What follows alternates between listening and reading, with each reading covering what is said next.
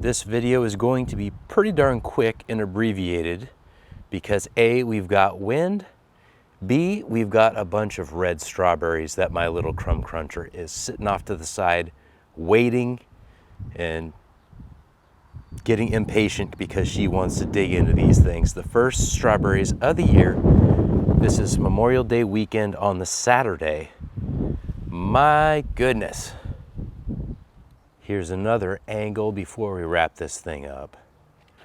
We've got flowers, we've got berries, all kinds of different stuff. And for contrast, this other one in the 15-gallon grow bag probably will have slightly bigger berries, a little more production. Same thing with the 5-gallon grow bags over here.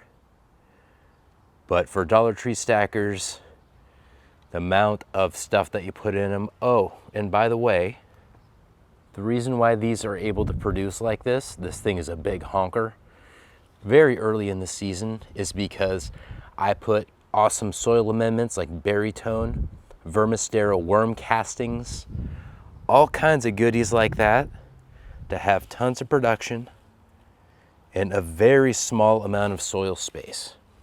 If you did not see that initial video, I will link it in the description, but look, this is only a couple inches deep. You absolutely can do this. The only key is you've got to water far more than you probably want to keep this level of production.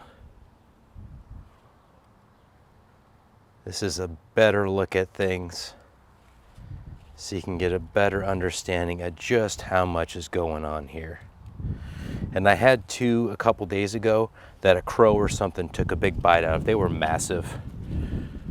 So of course, they garnered the bird's attention. I believe it was a bird anyway. Thank you for watching.